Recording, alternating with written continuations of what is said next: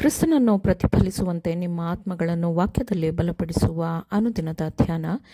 ಇಂದಿನ ಧ್ಯಾನದ ಶೀರ್ಷಿಕೆ ಗುಣಸ್ವಭಾವದ ಮಾನಸಾಂತರವು ಇಲ್ಲೇ ನಡೆಯುತ್ತದೆ. ಈ ದಿನದ ದೇವರ ವಾಕ್ಯ, ನಿನ್ನಲ್ಲಿ ಬಲವನ್ನು ಹೊಂದುವ ಮನುಷ್ಯರು ಧನ್ಯರು.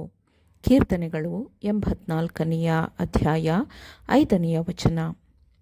ನಾವು ಏನಾಗಿರಬಹುದೋ, ನಾವು ಏನಾಗಬೇಕು ಎಂದು ದೇವರು ಬಯಸುತ್ತಾನೋ ಮತ್ತು ನಾವು ಏನಾಗಬೇಕು ಎಂದು ವಾಕ್ಯವು ಬಯಸುತ್ತದೋ ಅದು ಯಾವುದೂ ನಾವಾಗಿಲ್ಲ ಮತ್ತು ನಮ್ಮ ಅಪನಂಬಿಕೆಯೇ ನಮ್ಮನ್ನು ದೇವರಿಂದ ದೂರವಿಡುತ್ತದೆ.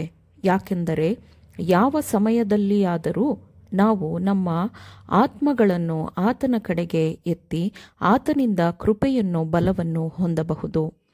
ಕ್ರಿಸ್ತನು ಬರುವಾಗ ನಮ್ಮ ನೀಚತನದ ದೇಹಗಳು ಬದಲಾಗಿರಬೇಕು ಮತ್ತು ಅದು ಆತನ ಮಹಿಮೆಯ ದೇಹದಂತೆ ಆಗಬೇಕು, ಬದಲಾಗಬೇಕು. ಆದರೆ ಆ ನೀಚ ಸ್ವಭಾವವು ಆ ಸಮಯದಲ್ಲಿ ಪರಿಶುದ್ಧವಾಗುವುದಿಲ್ಲ. ಆದರೆ ಆತನ ಎರಡನೆಯ ಆಗಮನದ ಮೊದಲು ಗುಣಸ್ವಭಾವದ ಮಾನಸಾಂತರವು ನಡೆದಿರಬೇಕು. ನಮ್ಮ ಗುಣಸ್ವಭಾವಗಳು ಶುದ್ಧವಾಗಿರಬೇಕು, ಪವಿತ್ರವಾಗಿರಬೇಕು. ನಾವು ಕ್ರಿಸ್ತನ ಮನಸ್ಸನ್ನು ಹೊಂದಿರಬೇಕು. ಇದರಿಂದ ಆತನ ಸ್ವರೂಪವು ನಮ್ಮ ಆತ್ಮಗಳ ಮೂಲಕ ಪ್ರತಿಫಲಿಸುತ್ತದೆ ಎಂಬುದನ್ನು ಕ್ರಿಸ್ತನು ಸಂತೋಷದಿಂದ ನೋಡುತ್ತಾನೆ. ಹನೋಕನದು ಗುರುತಿಟ್ಟುಕೊಳ್ಳಬೇಕಾದ ಗುಣಸ್ವಭಾವವಾಗಿದೆ ಮತ್ತು ಸಾಮಾನ್ಯರಾದ ಮರ್ತ್ಯ ಮನುಷ್ಯರು ಎಂದಿಗೂ ತಲುಪಲು ಸಾಧ್ಯವಿರುವುದಕ್ಕಿಂತಲೂ ಹೆಚ್ಚಿನದು ಅವನ ಜೀವನವಾಗಿತ್ತು ಎಂದು ಅನೇಕರು ಆತನ ಜೀವನವನ್ನು ನೋಡುತ್ತಾರೆ.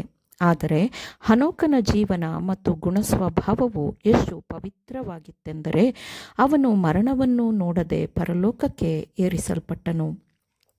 ಕ್ರಿಸ್ತನು ಮತ್ತೊಮ್ಮೆ ಈ ಲೋಕಕ್ಕೆ ಬರುವಾಗ ಮಾರ್ಪಡುವ ಎಲ್ಲರ ಜೀವನ ಮತ್ತು ಗುಣಸ್ವಭಾವವನ್ನು ಅದು ಪ್ರತಿನಿಧಿಸುತ್ತದೆ. ದೇವರಿಗೆ ಹತ್ತಿರವಾಗಿ ಜೀವಿಸಿದರೆ ಪ್ರತಿಯೊಬ್ಬ ಮನುಷ್ಯನ ಜೀವನವು ಹೇಗಿರುತ್ತದೆ ಎಂಬುದಕ್ಕೆ ಅವನ ಜೀವನವು ಮಾದರಿಯಾಗಿತ್ತು. ಹನೋಕನ ಸುತ್ತಲೂ ಅಪವಿತ್ರವಾದ ಪ್ರಭಾವಗಳು ಇದ್ದವು ಎಂಬುದನ್ನು ನಾವು ನೆನಪಿನಲ್ಲಿಡಬೇಕು. ಅವನ ಸುತ್ತಲಿನ ಸಮಾಜ ಎಷ್ಟು ಭ್ರಷ್ಟವಾಗಿತ್ತೆಂದರೆ ದೇವರು ಈ ಭೂಮಿಯ ಮೇಲೆ ಜಲಪ್ರಳಯವನ್ನು ತಂದನು ಮತ್ತು ಜನರ ಭ್ರಷ್ಟಾಚಾರಕ್ಕಾಗಿ ದೇವರು ಭೂನಿವಾಸಿಗಳನ್ನು ನಾಶ ಮಾಡಿದನು. ಇಂದು ಹನೋಕನು ಭೂಮಿಯ ಮೇಲೆ ಇದ್ದಿದ್ದರೆ ಅವನ ಹೃದಯವು ದೇವರ ಎಲ್ಲ ನಿಯಮಗಳಿಗೆ ಹೊಂದಿಕೆಯಾಗಿರುತ್ತಿತ್ತು. ಆತನ ಸುತ್ತಲೂ ಅತಿ ಭ್ರಷ್ಟ ನೀಚ ಪ್ರಭಾವಗಳು ಸುತ್ತುವರೆದಿದ್ದರೂ ಅವನು ದೇವರೊಂದಿಗೆ ನಡೆಯುತ್ತಿದ್ದನು. ಖರ್ಜೂರದ ಮರವು ನಿಜವಾದ ಕ್ರೈಸ್ತರ ಜೀವನವನ್ನು ಪ್ರತಿನಿಧಿಸುತ್ತದೆ.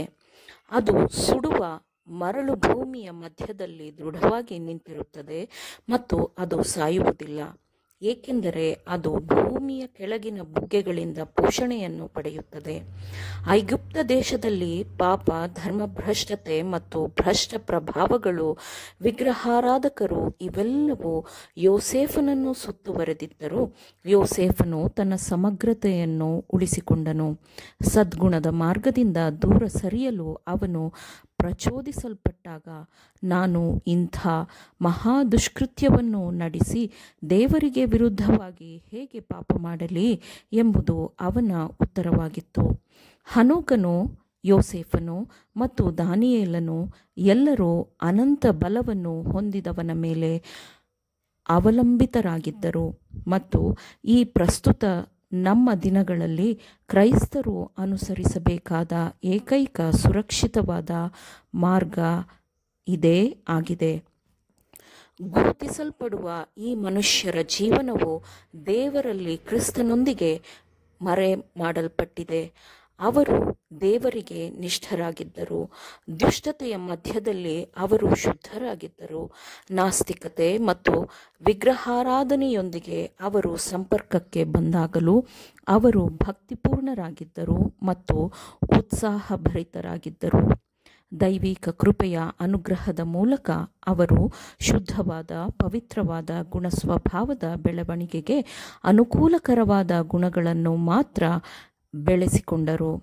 ಹಾಗೆಯೇ ಅದು ನಮ್ಮೊಂದಿಗೂ ಇರಬಹುದು. ಹನೋಕ, ಯೋಸೇಫ ಮತ್ತು ದಾನಿಯೇಲನು ಹೊಂದಿದ್ದ ಮನೋಭಾವವನ್ನು ನಾವು ಸಹ ಹೊಂದಿಕೊಳ್ಳಬಹುದು.